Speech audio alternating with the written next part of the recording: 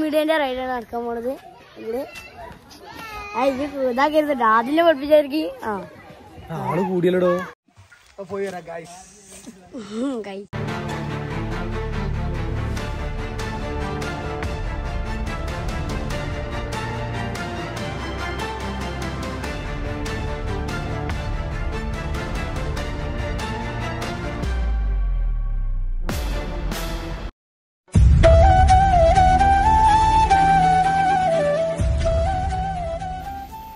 ഒരു ദിവസം കുടുംബത്തോടൊപ്പമോ കൂട്ടുകാർക്കൊപ്പമോ പ്രകൃതിയുടെ യഥാർത്ഥ ഫീൽ അറിഞ്ഞുകൊണ്ട് നിങ്ങൾക്ക് ചെലവഴിക്കണം എന്ന ആഗ്രഹമുണ്ടോ? നേരെ കാറെടുത്ത് നിങ്ങൾക്ക് പോകാൻ പറ്റിയ അധിക ദൂരമല്ലാത്ത ഒരു സ്ഥലമുണ്ട്. പാലക്കാട് ജില്ലയിലെ ആലത്തൂർ എന്ന പ്രദേശത്തിനടുത്ത് സ്ഥിതി ചെയ്യുന്ന മംഗലം ഡാം ആൻഡ് ഗാർഡൻ. 2020 മുഖ്യമന്ത്രി പിണറായി വിജയൻ പൊതുജനങ്ങൾക്കായിട്ട് തുറന്നുകൊടുത്ത ഈ ഒരു ഉദ്യാനം കുട്ടികൾക്കും അഡ്വഞ്ചർ ഇഷ്ടപ്പെടുന്നവർക്കും എല്ലാം വളരെ ആസ്വദിച്ചു കൊണ്ടൊരു ദിവസം ചെലവഴിക്കാൻ പറ്റുന്നൊരു പ്രദേശമാണ്. പാലക്കാട് ജില്ലയിലെ വന്താഴി ഗ്രാമപഞ്ചായത്തിൻ്റെ കീഴിലാണ് ഈ ഒരു പ്രദേശം സ്ഥിതി ചെയ്യുന്നത്. വലിയ ആളുകൾക്ക് 10 രൂപയും കുട്ടികൾക്ക് 5 രൂപയും കൊടുത്തു കഴിഞ്ഞാൽ നമുക്ക് ഇതിനകത്ത് പ്രവേശിക്കാവുന്നതാണ്. വാഹനം അകത്തേക്ക് കൊണ്ടുപോകുന്നതിന് ചെറിയൊരു ഫീസ് കൊടുത്തു കഴിഞ്ഞാൽ അത്യാവശ്യം ദുർഘടമായ ഒരു പാതയിലൂടെ വിശാലമായ ഒരു കാർ പാർക്കിംഗ് ഏരിയയിൽ നമുക്ക് എത്തിപ്പെടാൻ പറ്റും. പ്രകൃതിയുടെ മനോഹാരിത കണ്ടു തുടങ്ങുന്നതിന് മുന്നേ മധുരം നുണഞ്ഞുകൊണ്ട് തുടങ്ങാമെന്ന് ഞാൻ നനച്ചു. ഒരു ചോക്ലേറ്റും വാങ്ങിക്കഴിച്ച് പതിയെ മക്കളോടും കുടുംബത്തോടൊപ്പം ഞാൻ അകത്തേക്ക് പ്രവേശിച്ചു. സുന്ദരമായ ആ കാഴ്ചയിലേക്കാണ് ഇനി ഞാൻ നിങ്ങളെ കൊണ്ടുപോകുന്നത്. അകത്തേക്ക് കയറി ലെഫ്റ്റ് സൈഡിൽ കാണുന്ന ഈ ഒരു ഭാഗത്തേക്ക് പോകുമ്പോൾ നമുക്ക് ഒരു ബ്രിഡ്ജും അണക്കെട്ടും അതിൻ്റെ റൈറ്റ് സൈഡിലൂടെ ചെറിയൊരു നടപ്പാതയും നമുക്ക് കാണാൻ പറ്റും. ആ ബ്രിഡ്ജിന് മുകളിൽ പോയി നിന്നാൽ ശരിക്കും ഈ ഒരു അണക്കെട്ടിൻ്റെ യഥാർത്ഥ ഭംഗി നമുക്ക് ആസ്വദിക്കാൻ കഴിയും. ഞാൻ അവിടെ പോയി നിന്ന് ശരിക്കും അതിൻ്റെ ആ ഒരു പ്രകൃതിയുടെ യഥാർത്ഥ ഭംഗി ശരിക്കും ഒന്ന് ആസ്വദിച്ചിട്ടാണ് പിന്നീട് യാത്ര തുടർന്നത്. ശരിക്കും ഇരുവശങ്ങളിലായിട്ട് തിങ്ങി നിറഞ്ഞു നിൽക്കുന്ന വനങ്ങളും മലകളും നിറഞ്ഞ ഒരു പ്രദേശം തന്നെയാണ് ഈ വന്താഴി എന്ന് പറയുന്ന ഈ ഒരു പ്രദേശം. അവിടെ നിന്നും റൈറ്റ് സൈഡിലുള്ള നടവഴിയിലൂടെ ശരിക്കും ഒരു 360 ഡിഗ്രി നമ്മൾ കറങ്ങി വന്നു കഴിഞ്ഞാൽ നമ്മുടെ കാറ് പാർക്ക് ചെയ്ത പ്രദേശത്ത് തന്നെ നമുക്ക് എത്താൻ പറ്റും. ചുരുക്കി പറഞ്ഞ നടന്നു പോയ വഴിയിലൂടെ തിരിച്ചു വരണ്ട എന്നർത്ഥം. നടന്ന് കാൽ കുഴയുന്നവർക്ക് ഇരുന്നു കൊണ്ട് പ്രകൃതിയെ ആസ്വദിക്കാൻ കഴിയുന്ന രീതിയിൽ അവിടെ ഇരിപ്പിടങ്ങൾ ഒരുക്കി വെച്ചിട്ടുണ്ട്. ഞാൻ കഴിച്ചതിൻ്റെ ബാക്കി മധുരം അവിടെ കാണുന്ന ആടുകൾക്ക് ഞാൻ കൈമാറി വീണ്ടും പ്രകൃതിയുടെ ഭംഗി അവിടെ കണ്ട ഒരു തിണ്ടിലിരുന്നു കൊണ്ട് ഞാൻ എൻ്റെ മക്കളോടൊപ്പം ആസ്വദിച്ചു.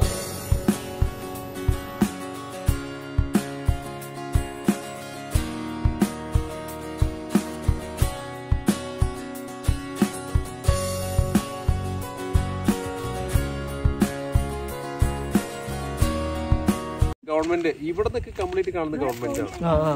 ഈ തുരുത്തുകളൊക്കെ അതിൽ പെടും. പക്ഷെ ഇത് നേരത്തേക്ക് ആളുകൾ ഇങ്ങനെ വെട്ടിപ്പിടിച്ച് അവരുടെ ഇതിലാക്കിയിരിക്കുകയാണ്. ഗവൺമെന്റ് സ്ഥലമല്ലത്.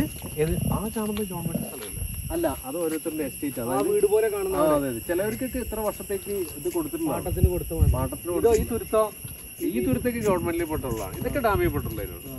അവിടെയൊക്കെ ഞങ്ങൾ ഒരു 3-4 ദിവസമൊക്കെ സ്പെൻഡ് ചെയ്തു. അവർക്ക് വേറെ വഴി, ആ ഒരു കട്ട് റോഡ് അല്ലാതെ വേറെ വഴിയൊന്നുമില്ല ടൗണിലെത്താൻ. നമ്മൾ വിചാരിക്കുന്നതല്ല, അതിൻ്റെ വഴിയുണ്ട്. മാന് അങ്ങനെയുള്ള സാധനങ്ങളൊക്കെ മലയിൽ നിന്ന് ഇറങ്ങി വരുന്ന സ്ഥലം അത്. രാത്രിയൊക്കെ ഞങ്ങള് ഉറക്കൊഴിച്ചിരുന്ന് കാണും. അങ്ങോട്ടുള്ള വഴി എങ്ങനെയാ? അത് നമ്മൾ ഇങ്ങനെ പോണം, കടപ്പാറ ചുറ്റി താഴെ. അതായത് നമ്മൾ കയറുന്ന മലയുടെ അടിവാരം മൊത്തം ഈ ഡാമിന്റെ, അതായത് കൈവഴി എന്ന് പറയും, വെള്ളം വരുന്ന. എന്താ അതിന്റെ പേര്? കടപ്പാറ. തക്ക സമയത്ത് നാട്ടുകാരനായ 1-2 സുഹൃത്തുക്കളെ കിട്ടിയതുകൊണ്ട് ആ ഒരു പ്രദേശത്തിൻ്റെ ഹിസ്റ്ററി മുഴുവൻ മനസ്സിലാക്കിയെടുക്കാൻ പറ്റി. പിന്നീട് ആരെങ്കിലും വരുമെങ്കിൽ അവർക്ക് പറഞ്ഞു കൊടുക്കാൻ ഉപകരിക്കുമല്ലോ എന്ന് കരുതി പതിയെ അവിടെ നിന്ന് നടന്നു തുടങ്ങിയ ഞങ്ങൾ പിന്നീട് എത്തിയത് ഈ ഒരു വീഡിയോയുടെ ഏറ്റവും ഇൻട്രസ്റ്റിംഗ് ആയ ഒരു സെഗ്മെൻറ്റിലാണ്. Adventure play area. കുട്ടികൾക്ക് ഒന്നിന് 50 രൂപ കൊടുത്താൽ ഈ ഒരു ഗെയിമിൽ അവർക്ക് പങ്കെടുക്കാൻ പറ്റും. ചെറിയ മോൻ യാസീൻ തയ്യാറായെങ്കിലും അവനെ വിടാൻ എനിക്ക് ധൈര്യമില്ലായിരുന്നു. കൂടെ വന്ന സുഹൃത്തിൻ്റെ മകൻ ആദിൽ ആ ഒരു ഗെയിം കളിക്കാൻ തയ്യാറായി.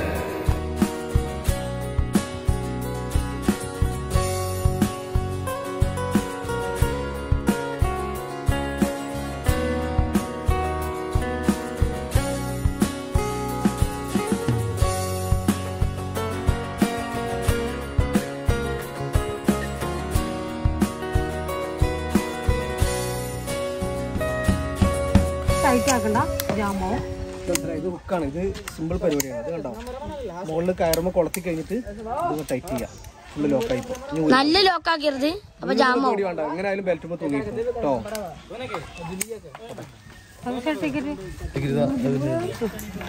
എൻ്റെ നിർദ്ദേശങ്ങൾ ശ്രദ്ധാപൂർവം ഉൾക്കൊണ്ടുകൊണ്ട് മുഹമ്മദ് ആദിൽ ആ ഒരു പ്രയത്നത്തിന് തയ്യാറായി മുകളിൽ വലിഞ്ഞു കയറി.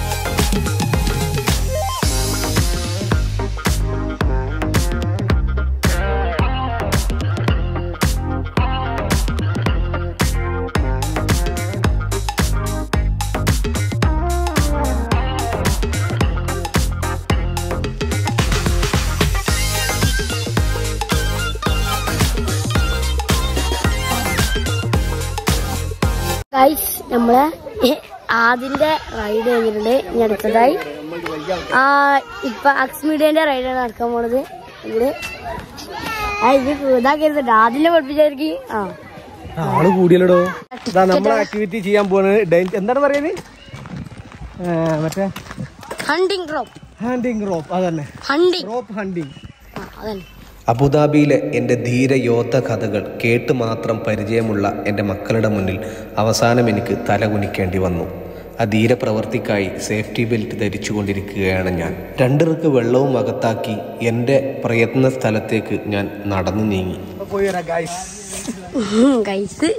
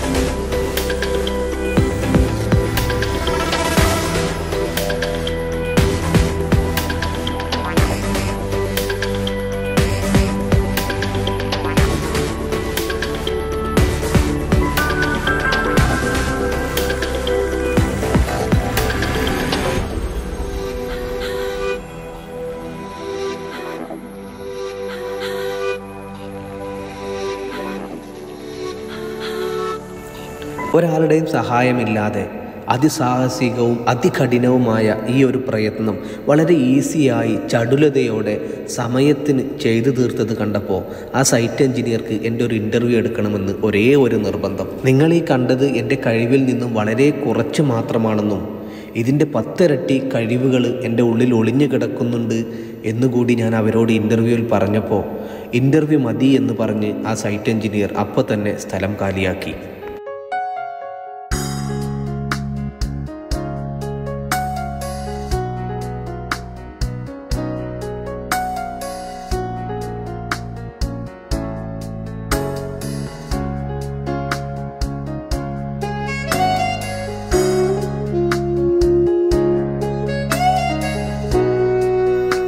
കുട്ടികളുടെ പ്ലേ ഏരിയയിൽ കുറച്ച് സമയം ചിലവഴിച്ച് വീണ്ടും ഞങ്ങൾ നടത്തം തുടർന്നു. അവിടെ നിന്ന് നോക്കുമ്പോൾ ചെറിയ ചെറിയ വഞ്ചികൾ കരക്ക് നിർത്തിയിട്ടത് കാണാൻ പറ്റും. ബോട്ടിങ് തുടങ്ങിയിട്ടില്ല എന്ന് നാട്ടുകാരനായ ആ സുഹൃത്ത് പറഞ്ഞിട്ടുണ്ടായിരുന്നു. അപ്പോൾ അത് മത്സ്യം പിടിക്കാൻ പോകുന്നവരുടെ ചെറിയ ബോട്ടുകളാവണം. നടന്ന് കുറച്ച് ദൂരം എത്തിയപ്പോഴേ റിസർവോയർ നമുക്ക് കാണുന്നുണ്ടായിരുന്നു. ഷട്ടറുകളെല്ലാം അടഞ്ഞു കിടക്കുന്നത് വെള്ളം കുറവായതുകൊണ്ട് തന്നെ ആയിരിക്കണം. ഞങ്ങൾ പതിയെ അങ്ങോട്ട് നടന്നു തുടങ്ങി. ഡാമിൻ്റെ ഇരുവശങ്ങളിലായിട്ട് തിങ്ങി നിറഞ്ഞു നിൽക്കുന്ന കാടുകൾക്കും മലകൾക്കുമിടയിൽ നിന്ന് കോട പതിയെ പൊങ്ങി തുടങ്ങിയിട്ടുണ്ട്.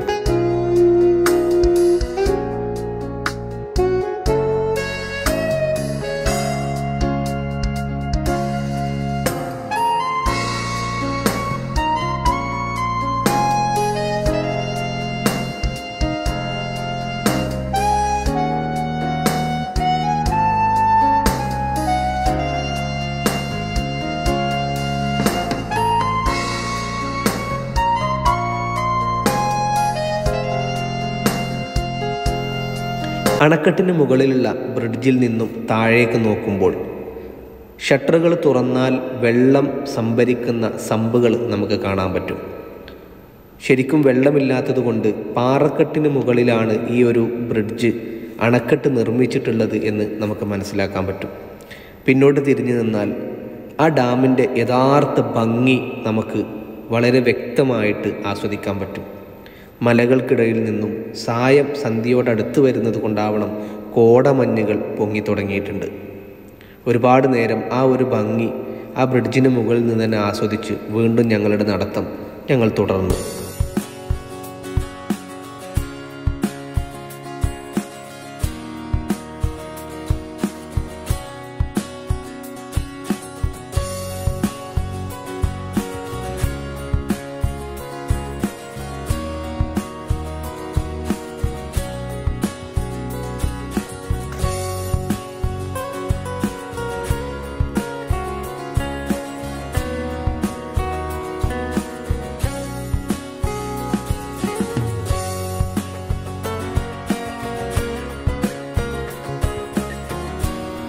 മക്കളുടെ കൂടെ വളരെ സന്തോഷത്തോടെ ഒരുപാട് സമയം വെള്ളത്തിലും കരയിലുമായിട്ടൊക്കെ കളിയൊക്കെ കഴിഞ്ഞിട്ടാണ് ഞങ്ങൾ യാത്ര തിരിച്ചത്. ഈ മംഗലം ഡാം ഞങ്ങൾക്ക് സമ്മാനിച്ചത് മനോഹരമായ ഒരു ദിവസം തന്നെയാണ്. കുടുംബത്തോടൊപ്പം പാലക്കാട്, കോഴിക്കോട്, വയനാട്, കണ്ണൂർ, തൃശ്ശൂർ ഇവിടെയുള്ളവർക്കൊക്കെ വളരെ ഈസി ആയിട്ട് സുന്ദരമായിട്ട് ഒരു ദിവസം ചിലവഴിക്കാൻ എത്തിപ്പെടാൻ കഴിയുന്ന അത്ര തന്നെ അടുത്തായിട്ടാണ് ഈ ഒരു ഡാം സ്ഥിതി ചെയ്യുന്നത്. നിങ്ങൾക്ക് മനോഹരമായ കുറേ നിമിഷങ്ങൾ ഈ ഒരു പ്രദേശം സമ്മാനിക്കുമെന്നുള്ള കാര്യത്തിൽ ഒരു സംശയവുമില്ല. ഒറ്റപ്പാലം റെയിൽവേ സ്റ്റേഷനിൽ നിന്നും വെറും 50 കിലോമീറ്റർ ദൂരവും, കോഴിക്കോട് എയർപോർട്ടിൽ നിന്ന് 150 കിലോമീറ്റർ ദൂരവും, കോയമ്പത്തൂർ എയർപോർട്ടിൽ നിന്ന് 115 കിലോമീറ്റർ ദൂരവും, കൊച്ചി ഇൻ്റർനാഷണൽ എയർപോർട്ടിൽ നിന്ന് വെറും 100 കിലോമീറ്റർ ദൂരവുമാണ് ഈ ഒരു പ്രദേശത്തേക്ക് ഉള്ളത്. ഞങ്ങളുടെ യാത്ര ഇവിടെ അവസാനിക്കുകയാണ്. ഇത്രയും സമയം ഞങ്ങളെ കാണുകയും കേൾക്കുകയും ചെയ്ത എല്ലാവർക്കും ഒരുപാട് നന്ദി.